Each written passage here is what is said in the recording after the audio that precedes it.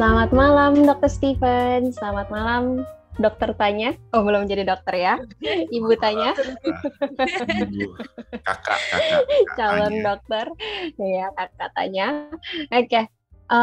Episode kali ini spesial nih. Tiba-tiba suaranya jadi suara cewek nih ya, podcast Bina Imun ya gitu ya.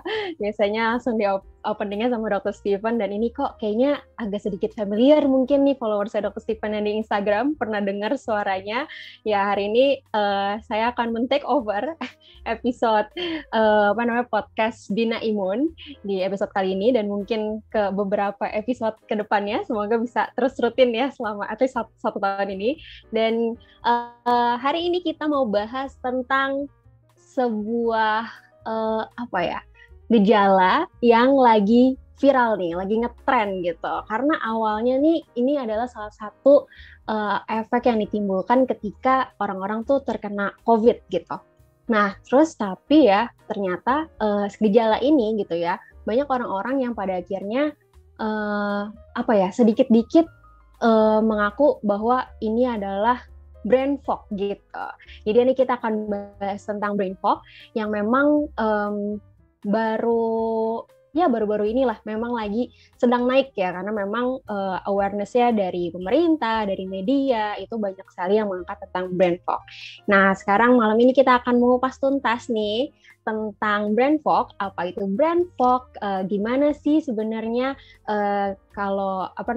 gimana sih sebenarnya brain fog itu? Maksudnya kayak kapan sih kita bisa dibilang tuh kita tuh brain fog gitu, dan kapan kita harus ke dokter, bener nggak sih suplemen tuh bisa mengurangi brain fog gitu. Kita akan bahas bersama dengan Dr. Steven dan juga bersama Tanya malam hari ini. Oke, gimana Dr. Steven? Tanya sudah siap untuk ngobrolin tentang brain fog malam ini? Siap dong, Dita. Ya. Terima kasih sekali nih sudah di take over. Mudah-mudahan take overnya bisa berjalan dalam jangka waktu panjang ya. Ya enggak? Amin. Mudah-mudahan bisa 100-200 episode ya, Tan ya. Waduh. Amin dok. Oke, kita ngobrol-ngobrol nih ya dok tentang brain fog gitu kan. Emang lagi ngetren banget nih ya dok, brain fog ini ya dok ya. Nah, sebenarnya apa sih dok brain fog itu? Oke, jadi tak kenal maka tak sayang gitu ya. Jadi brain fog sendiri sebenarnya kalau misalnya di bidang kita imunologi yang banyak menangani kondisi autoimunitas dan alergi, kita sudah kenal brain fog itu sejak lama. Tapi mungkin karena sekarang permasalahannya adalah banyak COVID gitu ya, ratusan juta orang di seluruh dunia terinfeksi COVID-19, maka banyak perhatian ditujukan kepada brain fog yang disebabkan oleh karena COVID-19. Tapi sebenarnya terkait juga dengan kondisi-kondisi autoimun gitu ya. Nah, brain fog itu sendiri apa sih? Sebenarnya pada intinya brain fog adalah gangguan dari fungsi otak. Fungsi otak itu sendiri kan ada fungsi memori, ada fungsi kapasitas berpikir, fungsi menyelesaikan masalah, fungsi konsentrasi ya. Nah, pada orang-orang dengan kondisi brain fog, maka kondisi kapasitas untuk berpikir, memori, konsentrasi, kemampuan untuk menyelesaikan masalah menjadi terganggu. Nah, brain fog itu sendiri penyebabnya seperti tadi kita sudah bilang bisa bermacam-macam. Mulai dari kondisi autoimunitas, alergi, infeksi, dan terutama pada saat ini adalah disebabkan oleh karena COVID-19. Oke. Nah, seberapa ibaratnya kapan sih kita tuh sebenarnya dinyatakan brain fog gitu? Karena apakah sebenarnya cuman ketika gampang lupa gitu dok itu udah dibilang brain fog? Karena kan kayak untuk membedakannya tuh gimana sih dok? Kayak ini tuh sebenarnya aku brain fog atau kayak emang gampang lupa aja gitu? Atau sebenarnya ketika kita gampang lupa itu udah termasuk brain fog atau gimana nih dok? Oke, jadi memang kadang-kala kita kesulitan ya untuk membedakan antara apakah ini sebuah brain fog saja atau misalnya ini merupakan sebuah kondisi yang lebih berat. Apakah brain fog itu sifatnya sementara menetap atau sebenarnya ini merupakan bagian dari gejala penyakit, itu sampai saat ini masih berusaha untuk dipahami oleh para ahli. Tapi bagaimana caranya kita bisa membedakan antara brain fog dengan gangguan konsentrasi gitu misalnya ya. Nah, Untuk membedakan brain fog yang sudah menyebabkan masalah itu adalah kuncinya adalah gangguan kapasitas memori, kapasitas konsentrasi, dan kemampuan berpikir itu sudah menyebabkan gangguan dalam kehidupan sehari-hari. Ya, jadi kalau misalnya kita lupa-lupa sesekali, ya saya rasa itu bukan sesuatu yang bermasalah. Tetapi kalau misalnya kita menjadi penurunan kapasitas kita untuk bekerja, penurunan kapasitas kita untuk berinteraksi sosial, penurunan kapasitas kita untuk mengingat hal-hal yang sebelumnya bisa kita ingat dengan mudah, ya sudah menyebabkan gangguan, maka itu sudah kita katakan sebagai brain fog yang mengganggu. Gitu. Oke. Jadi sebenarnya kita perlu perlu pernyataan dari profesional ya dok bahwa memang itu sebenarnya tuh brain fog gitu ya, bukan yang dikit-dikit lupa terus dibilang brain fog. Tadi kan dokter juga sempat bahas nih, ada beberapa hal yang bisa menyebabkan brain fog itu sendiri gitu kan, mulai dari autoimun, COVID-19 gitu kan. Ya mungkin kita nih yang penyintas autoimun udah familiar banget lah dengan brain fog gitu ya. Itu kenapa sih dok gitu? Apa sih hubungannya kayak imun kita tuh dengan kondisi otak kita gitu ibaratnya? Oke. Ini nanti kita bicarakan pada dua kondisi yang berbeda ya, pada kondisi autoimunitas dan juga pada COVID-19. Nah, tapi sebenarnya kurang lebih hampir mirip sih. Tapi coba kita bicarakan dulu pada kondisi autoimunitas. Pada kondisi autoimunitas sudah banyak dipelajari beberapa kondisi autoimun tertentu seperti Sjogren, lupus, rheumatoid arthritis ya. Pada saat terjadi inflamasi atau peradangan yang menyebabkan jaringan otak, maka hubungan antara sinaps otak, kan sel-sel saraf itu kan terdiri antara neuron dan neuron ya, antara satu neuron dengan neuron yang lain itu ada hubungan yang kita bilang namanya sinaps. Nah, pada saat terjadi inflamasi atau terjadi peradangan akibat dari proses autoimunitasnya itu, maka pada orang yang mengalami brain fog biasanya hubungan antara satu sinaps dengan sinaps yang lain terganggu. Apakah disebabkan oleh karena perubahan hormonal, apakah disebabkan oleh karena gangguan neurotransmitternya, ataukah peradangan tersebut, inflamasi tersebut menyebabkan gangguan interaksi antar satu neuron dengan neuron yang lain gitu. Nah, tapi juga bisa juga pada pasien dengan kondisi autoimunitas, kondisi autoimunnya itu sendiri menyebabkan kerusakan saraf. Kita tahu ada beberapa kondisi autoimun yang bisa mengganggu atau merusak saraf, seperti multiple sclerosis, vaskulitis yang menyebabkan peradangan pembuluh darah sehingga asupan oksigen ke jaringan terganggu, terutama jaringan otak, gitu ya. Itu bisa menyebabkan terjadinya brain fog, ya. Nah, sedikit berbeda tapi hampir mirip dengan COVID-19 adalah inflamasi juga memainkan peranan penting pada COVID-19. Ya, kita tahu pada pasien-pasien dengan COVID-19 bisa terjadi kondisi inflamasi berat yang kita bilang namanya cytokine storm. Pada saat terjadi cytokine storm, maka di dalam tubuh terjadi inflamasi yang sifatnya sistemik, yang sifatnya berat. Inflamasi sistemik tersebut tentunya bisa menimbulkan banyak kerusakan. Ya, kemudian pada pasien dengan COVID-19 kita tahu juga sering terjadi kondisi yang kita bilang namanya hipoksemia atau kekurangan oksigen di dalam darah. Karena kan COVID-19 bikin permasalahan di paru ya. Di paru oksigen darahnya turun, asupan oksigen ke otak berkurang, maka jaringan otak bisa mengalami gangguan ya. Dan pasca pemulihan COVID-19-nya itu bagian dari sindrom pasca COVID bisa mengalami brain fog. Tapi ternyata dari penelitian-penelitian terbaru virus SARS-CoV-2 itu juga bisa masuk ke dalam jaringan otak. Ya, virus SARS-CoV-2 masuk ke dalam jaringan otak dan dia bisa secara langsung menyebabkan kerusakan dari jaringan otak tersebut. Nah, jadi makanya nggak ada istilahnya COVID-19 itu yang kalau orang terinfeksi tanpa gejala itu artinya tanpa risiko. Karena banyak juga orang-orang yang tanpa mengalami gejala pada saat dia terinfeksi COVID-19, ternyata mengalami gangguan fungsi dan kapasitas kerja daripada otaknya. Beberapa penelitian sudah menunjukkan bahwa orang-orang yang pasca terinfeksi COVID-19 itu mengalami penurunan IQ. Ya, jadi kemampuan untuk kapasitas kerja otaknya menurun. Ya, biasanya karena berbagai macam komplikasi terkait ya, yang tadi mulai dari hipoksemianya, kerusakan dari karena COVID-19-nya langsung, maupun respons inflamasi berat yang terjadi pada pasien-pasien dengan COVID-19. Gitu. Ya, jadi lebih kompleks lagi pada COVID-19 kenapa brain fog itu bisa terjadi gitu. Nah, terlepas daripada itu, brain fog itu sendiri juga bisa disebabkan baik pada kondisi autoimun maupun pada COVID, adalah salah satunya karena yang kita bilang namanya chronic fatigue. Ya, jadi pada pasien-pasien dengan autoimunitas, pada pasien-pasien dengan COVID-19, oleh karena terjadinya inflamasi dan aktivasi sistem imun secara terus-menerus, maka sistem hormonal bisa terganggu. Terutama hormon yang terganggu adalah hormon yang kita bilang namanya kortisol. Kortisol merupakan hormon yang tujuannya adalah untuk mengatur metabolisme alamiah tubuh, metabolisme energi ya, mengatur juga sistem imun, mengatur kadar elektrolit di dalam tubuh ya. Nah, pada saat terjadi stress respons yang berlebihan pada orang-orang dengan chronic fatigue, itu kan terjadi peningkatan adrenalin oleh karena stresor berlebihan.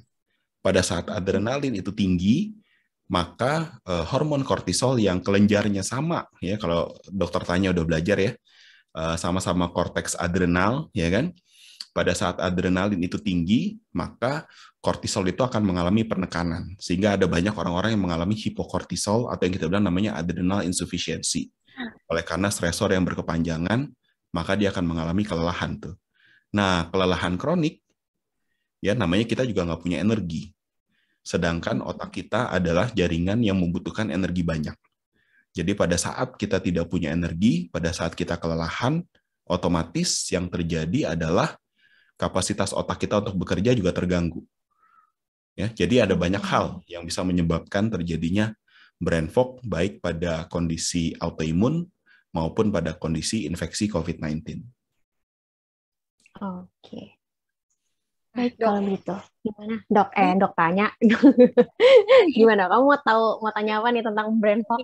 Penasaran juga sih. Soalnya kan kayak ini lagi hits banget nih kan. Bahas di mana-mana. Terus sering banget nih Dok kan, jadi pertanyaan sebenarnya haruskah dengan orang-orang yang sakit terinfeksi dulu, entah itu dengan COVID atau misalnya dengan base dari dia ada autoimun, atau misalnya orang dengan stresor yang tinggi, ya masalah mental, atau mungkin dia punya pola tidur atau pola hidup yang tidak sehat tuh bisa juga risiko terkena dari brain fog. Ya, jadi pada dasarnya semua kondisi yang menyebabkan aktivasi daripada sistem imun, aktivasi dari sistem hormonal, aktivasi dari sistem saraf secara berlebihan, kan kita tahu ya sistem hormonal, sistem imun, dan sistem saraf merupakan sistem homeostasis tubuh.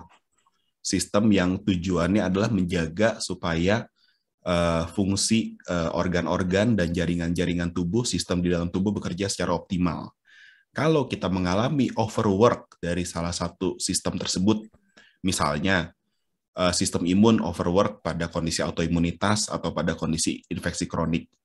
Sistem hormonal bisa mengalami gangguan, misalnya pada masa menstruasi, atau pada masa menopause, ya, atau pada orang-orang yang memakai terapi hormonal, atau pada orang-orang yang menggunakan obat-obatan terlarang misalnya, ya itu bisa mengganggu sistem hormonal, tapi juga bisa menyebabkan gangguan di sistem saraf, ya kan? Kita tahu ada beberapa obat-obatan narkoba yang golongannya adalah stimulan, ya seperti amfetamin gitu ya. Pada saat kita menggunakan stimulan jangka panjang, maka akan terjadi overwork daripada sistem saraf, ya. Nah, pada saat sistem sarafnya itu overwork, bukan cuma karena narkoba, tapi bisa juga karena kamu stres berkepanjangan, karena kamu kekurangan tidur dalam waktu panjang. Mungkin bukan waktu tidurnya, tapi seringkali zaman sekarang adalah kualitas tidur. Ya, misalnya kamu mengalami sleep apnea, atau misalnya kamu sampai jam 2 pagi masih nonton Homca misalnya. Ya. Kamu masih nonton terus, kamu masih dapat blue light terus sampai saatnya kamu tidur, ya itu akan terjadi aktivasi daripada sistem saraf kamu secara terus-menerus. In the end, jangka panjang itu akan menimbulkan chronic fatigue kalau homeostasis tubuh kamu sudah terganggu. In the end, chronic fatigue itu juga akan bisa menyebabkan terjadinya brain fog.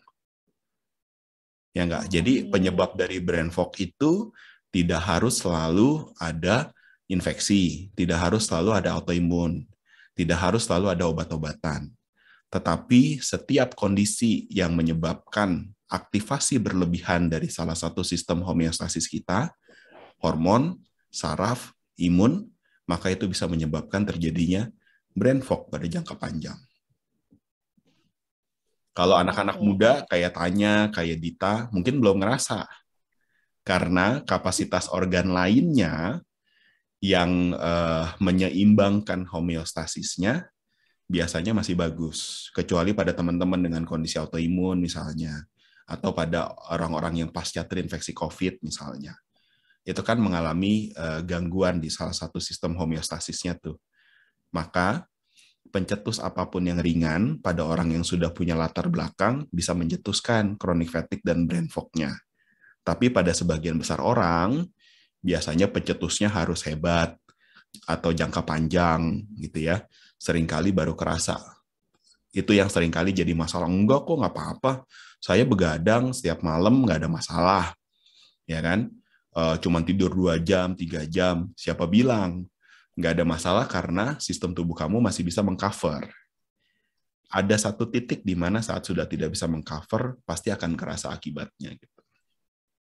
Oke, tinggal tunggu tanggal mainnya berarti ya dok ya? Ya, masalahnya tanggal mainnya beda-beda. Ya kan? Ada misalnya kita wawancara orang usia 100 tahun gitu ya. Wih, masih sehat gitu ya. Terus ditanya, kenapa kok masih bisa sehat? Kuncinya apa? Ya, saya setiap hari cuma tidur 2 jam, kemudian saya merokok, saya minum alkohol gitu ya. Apakah itu gaya hidup dia sehat? Tidak. Jawabannya adalah dia sangat beruntung karena kemungkinan besar dia punya genetik yang hampir sempurna lah. Jadi walaupun ada serangan apapun, tapi tubuhnya tetap bisa menjaga homeostasisnya dengan baik gitu ya. Tapi kan sebagian besar orang nggak begitu. Oke. Nah tadi kita dokter juga sempat bahas tentang kondisi autoimun yang juga bisa menyebabkan brain fog gitu. Nah kondisi autoimun apa aja nih dok yang resikonya lebih besar untuk bisa mengalami brain fog gitu? Apakah semua autoimun atau autoimun tertentu aja? Ya, jadi ada 2 secara umum ya, secara general kondisi autoimun yang bisa menyebabkan brain fog itu secara golongannya ya. Yang pertama adalah kondisi autoimun sistemik. Kondisi autoimun yang melibatkan banyak organ. Kalau kondisi autoimun tersebut melibatkan banyak organ, otomatis kan bisa kita pikirkan ya, resource yang dia ambil itu banyak. Pasti kita sering merasa kelelahan. Apa aja sih kondisi autoimun yang melibatkan banyak organ? Seperti lupus, sindrom Sjogren, vaskulitis, rheumatoid arthritis misalnya, mixed connective tissue disease gitu. Ya, jadi atau misalnya Crohn's disease tapi keterlibatannya banyak ya. Atau misalnya Behçet yang keterlibatannya banyak dan stresornya tinggi misalnya. Jadi kalau misalnya kondisi autoimun itu sudah sifatnya sistemik, maka biasanya sedikit banyak pasti ada fatigue-nya, pasti ada brain fog-nya. Yang setiap orang tingkatannya bisa beda-beda gitu ya.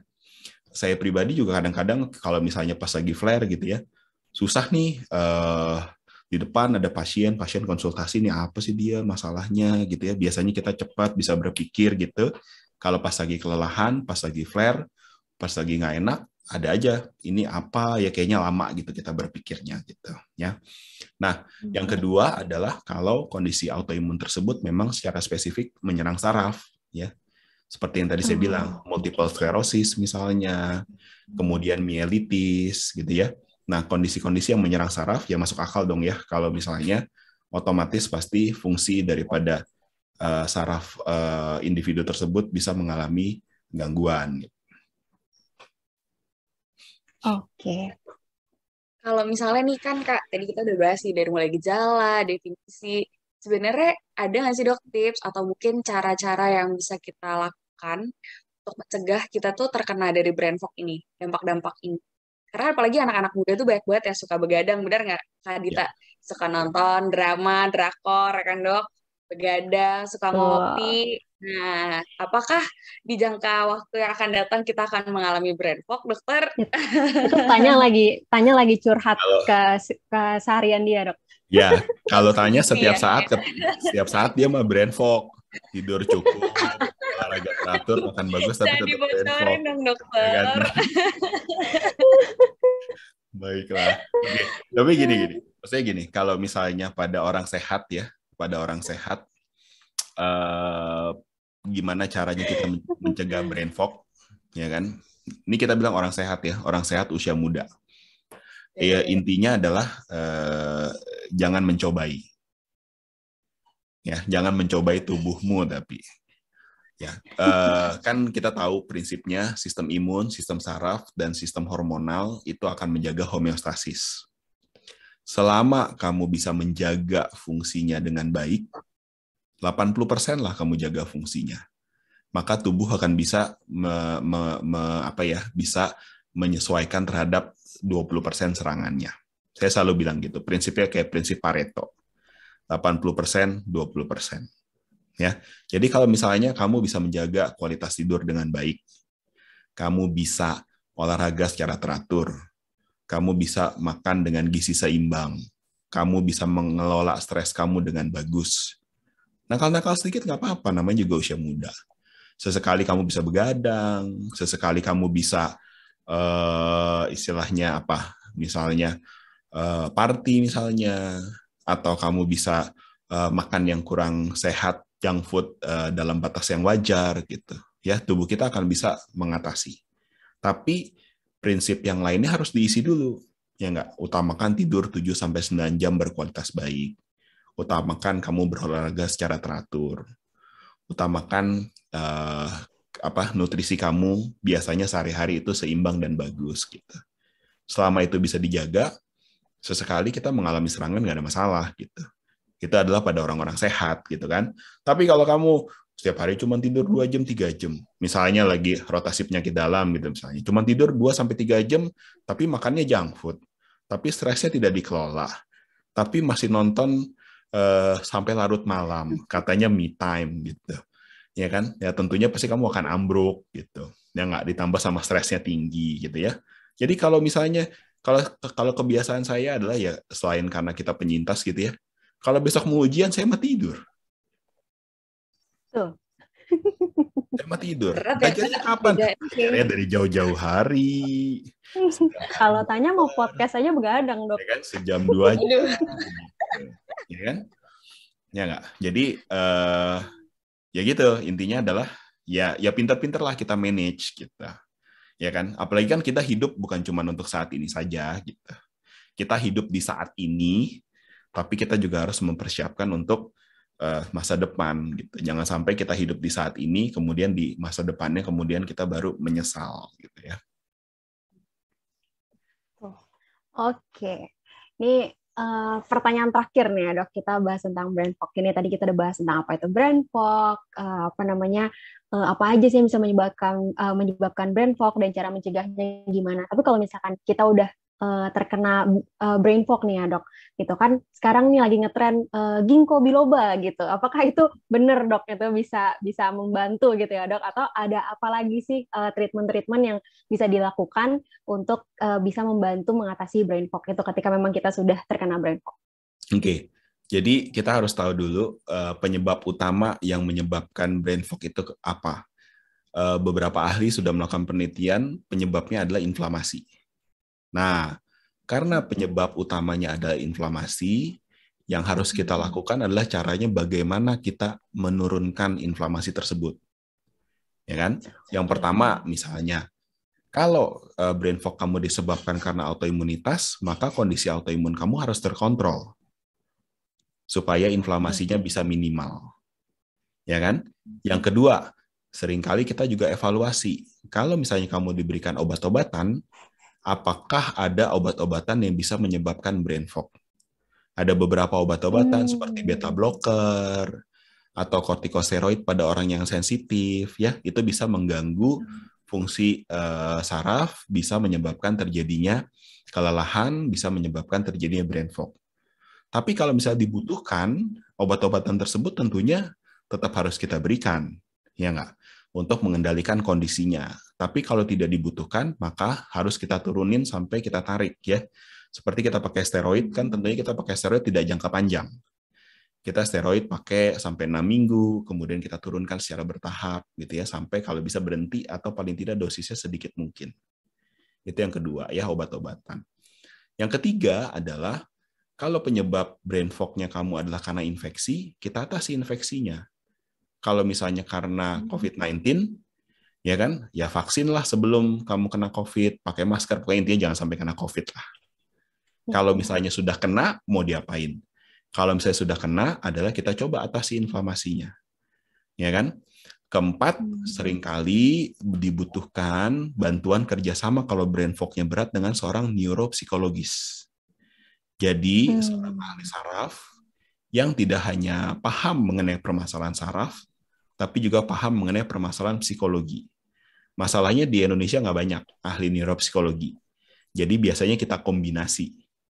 Biasanya aku konsulkan ke seorang dokter saraf untuk mengevaluasi dan memberikan terapi yang dibutuhkan, dan kemudian kita konsulkan ke seorang psikolog untuk memberikan support mental dan memberikan tips dan trik. Karena seringkali mungkin permasalahan brain fog-nya itu bisa diakali dengan trik-trik sederhana. Misalnya kalau kesulitan di daya ingat, kita ajari bagaimana caranya untuk disiplin mencatat. Kalau permasalahan konsentrasi, kita cari tahu permasalahan konsentrasinya disebabkan oleh karena apa. Apakah murni karena brain fog-nya? Apakah ada komponen kelelahannya? Apakah karena ada masalah yang menyebabkan konsentrasinya terganggu sehingga daya ingatnya dia terganggu gitu misalnya, ya. Nah, jadi di situ psikolog. Jadi biasanya saya kombinasi. Saya konsulin ke seorang neurologis dan juga ke seorang psikolog. Ya. Nah, yang kelima adalah yang pasti sering tanyain, ada diet khusus nggak? Dietnya intinya adalah diet yang bisa meminimalisir inflamasi. Ada beberapa tipe diet seperti diet Mediterranean, diet Okinawa, atau diet rendah kalori, atau intermittent fasting yang bisa membantu menurunkan inflamasi. Hindari diet-diet yang bisa meningkatkan inflamasi. Seperti contohnya yang paling harus kita hindari adalah ketofastosis. Ya, ketofastosis bermanfaat untuk orang dengan epilepsi, tapi diet ketofastosis yang tinggi lemak itu akan menyebabkan terjadinya inflamasi yang lebih berat. Ya, jadi itu yang bisa kita lakukan. Terus kemudian pasti ada yang nanya juga, ada nggak suplemen yang bermanfaat? Tadi kan sudah ditanyakan, ginkgo biloba bisa atau tidak? Ginkgo itu tujuannya adalah vasodilatasi, pembuluh darah otak. Permasalahan dari brain fog adalah inflamasi. Jadi ginkgo biloba biasanya tidak memainkan peranan penting. Sudah ada beberapa penelitian, seringkali efek dari ginkgo biloba lebih ke arah efek placebo. Nah, tapi beberapa suplemen yang bisa mengendalikan inflamasi, seperti omega 3, kemudian kurkumin, kemudian jahe, kemudian apalagi vitamin D, ya, itu bisa membantu mengendalikan inflamasinya. Bukan serta-merta menghilangkan brain fog-nya ya, karena suplemen itu tugasnya adalah mendukung proses pemulihan gitu ya. Yang tadi kan dari dietnya, dari neuropsikologinya, mengendalikan kondisi autoimunnya, mengatur obat-obatannya, itu yang lebih penting ya. Dan jangan lupa juga kita harus latih tubuh kita. Kan prinsipnya kan mens sana in corpore sano. Ya.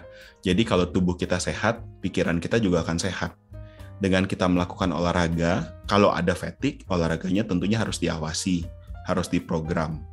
Tapi olahraga kardiovaskular dengan target heart rate antara 140-180 tergantung usia, itu akan meningkatkan sirkulasi darah di otak. Otomatis juga akan membantu proses pemulihan, membantu metabolisme energi, membantu juga proses sistem imun kita supaya bisa bekerja dengan baik. Jadi olahraga kardiovaskular 3-5 kali dalam seminggu, 30 menit dalam setiap kalinya, itu bukan cuma omong kosong doang gitu.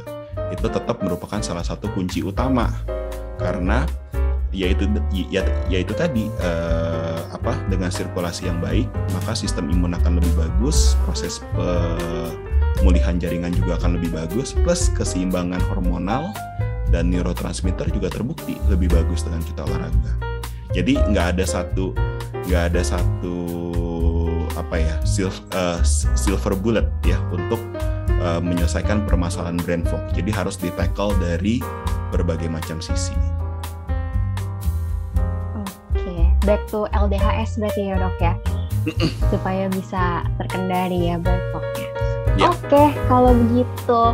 Jadi kita hari ini udah bahas banyak banget nih tentang brain fog, dari penjelasannya sampai gimana cara mengatasinya. Semoga teman-teman yang nonton, yang dengar bisa bertambah pengetahuannya tentang brain fog dan tahu bagaimana cara mengatasinya dan juga cara mencegahnya. Terima kasih banyak Dr. Steven, terima kasih banyak Tanya.